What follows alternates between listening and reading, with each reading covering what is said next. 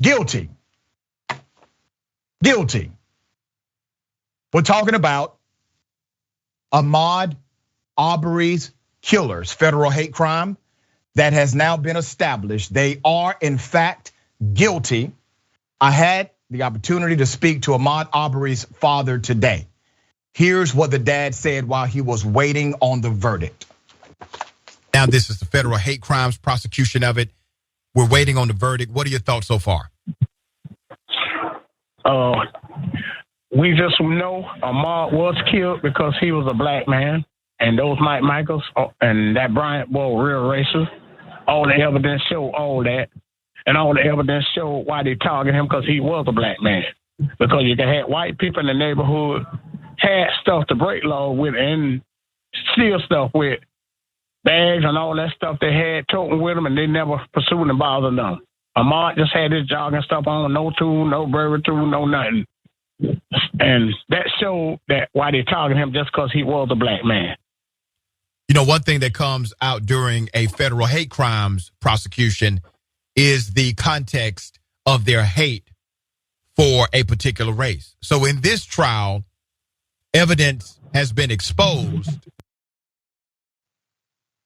Evidence has been exposed. Not only were they racist against Ahmaud Arbery, they were racist against virtually every black person they knew. They were racist against co-workers. They were racist against those they had associations with. All of this information came out during the trial. Let's remind people of these three killers and of the man they killed.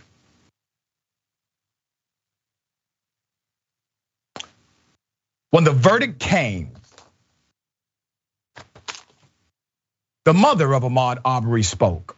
Now, before I go to the mother and her quotes, there's something else the father shared with me earlier this morning on my morning show. Here it is. The police boy, they kept the McMichaels, them trash brushed under the rug for many years. You know, Jackie Johnson tied up in all that stuff too, that That's racist right. stuff too. And yep, she's been indicted. Yes, we got to clean it all up, and you know, you got to sit back and look at that video. That kind of police, that daddy, he was just so corrupt and racist. He had the kind of police on his well. He tried to throw them off so they wouldn't do their investigation thoroughly. That's why the feds had to come in, the GBI had to come in and take over this case. He is correct. Now, I'm going to highlight some elements that Marcus Arbery, the father of Ahmaud Arbery, was talking about. Number one, the McMichaels were well aware of their privilege and their connection to that county. They knew that no one in that county would actually prosecute them because of their affiliation with the district attorney, Jackie Robinson. Jackie Robinson engaged in a cover-up, even though she was sworn to uphold the laws and the constitution of that district. She violated her oath of office. She has now been indicted. I will give you an update on that indictment. After the verdict came out, speaking outside of the courthouse, after the verdict was announced, Wanda Cooper Jones, the mother of Ahmaud Arbery, called out the US Department of Justice, this is important, for originally agreeing to accept a plea deal from her son's killers in federal court. Let's put up a picture of Ahmaud Arbery's mother. She also is a pillar of strength. Let me remind everyone that even in the pursuit of justice, even in the optics of justice, I want you to remember that the federal government decided to go light on these killers and accepted a plea deal, even though the family universally protested this plea deal for the federal hate crime. Universally protested. But because of statute, because of a federal law, when there's a plea deal in situations like this, the family is able to present their side directly to the federal judge. And the federal judge said, no, I will not accept a plea deal in this case. Both the father and the mother, they have said clearly, we want full justice. But even though we now have a federal hate crimes conviction for the McMichaels, there is still additional justice that needs to be settled. It gets deeper.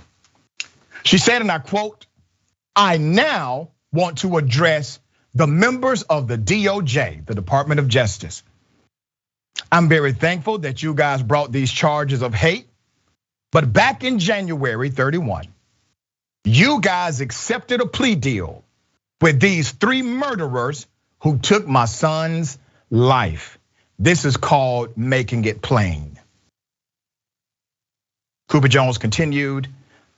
Ahmaud Arbery's father, Marcus, and 2 of Ahmaud's aunts stood before the courts and begged the judge not to take a plea deal. That the DOJ went before the judge and asked them to take a plea deal with these guys. A direct quote from Wanda Cooper Jones. Ms. Cooper Jones said that she spoke to DOJ prosecutors and begged them. This should never be, okay? She begged them to not take the plea deal in this case. They ignored my cry, she said. I begged them, even after the family stood before the judge and asked the judge to not take this plea. The lead prosecutor, Tara Lyons, stood up and asked the judge to ignore the family's cry. That's not justice for Ahmaud, okay? Wheels of justice moving in the right direction, but they still move very differently for individuals like the McMichaels and like Bryan. Literally, the federal prosecutor had to be overturned by a federal judge. And if it had not been for the direct involvement of this family and members of the community and leaders in the civil rights movement, I guarantee you that plea deal would have been accepted by that judge. It took a movement of damn near every decent thinking person in America in order to get a semblance of justice for this one family, where the murder was caught on video, where the racism was evident, where the evidence was there. This was a slam dunk for the prosecution, and they still wanted to allow these gentlemen to take the easy way out, these killers, these monsters, okay? Let's put up a picture of their co-conspirator. That's DA Jackie Johnson. She's the former DA of that district. She covered this crime up from day one. She has been indicted. Ex-Glenn County Attorney Jackie Johnson, when this went down, after the indictment of the McMichaels turned herself in to the Glenn County Sheriff's Office, that was on a Wednesday morning, after a grand jury returned an indictment on counts of obstruction and violations of oath by a public officer. Johnson was released from the Glenn County Detention Center on a $10,000 bond. That's according to the paper. State prosecutors alleged that she used her position to delay arrest of the white man who chased and killed the 25-year-old Arbery. Johnson was the county's top prosecutor when Arbery was fatally shot last year, and one of the armed men who pursued him had worked for her as an investigator. The Attorney General of Georgia, his name is Chris Carr, he's a Republican, sought the indictment after requesting an investigation of possible misconduct by local prosecutors who failed to bring charges in the killing. Now, I want to remind you, she has only been charged with obstruction and violation of her oath.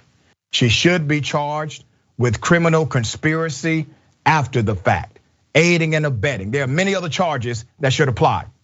Let me tell you why. Because if you would have done this, or if I would have done this protecting killers who just committed murder in any community in America, those charges would have been applied to them. But once again, special treatment allocated to the former district attorney, who in my opinion should be held to a higher standard of responsibility, not a lower. Attorney Adrienne Lawrence, do you see it differently? Oh, no, I don't see it differently at all. Definitely that this former prosecutor should not be in a position where she in any way gets a pass, because what she was doing was essentially obstructing justice, definitely based on the allegations and helping these individuals who were clearly culpable instead of simply doing her job. And I am very glad that the other leaders in Georgia decided to do something about this and decided to hold her accountable, even though they could be doing more. But I'm very, very, very grateful to have the judges that we've had on these cases for seeing that state court judge just essentially hold steadfast to legal principles and not give these gentlemen passes. And then now we have this federal judge who was unwilling to accept that plea deal. And I know that that federal judge definitely seems to be one who is going to be inclined to throw the book at them as they face potential life charges. Yeah, we shall see. We're going to continue to follow this, obviously.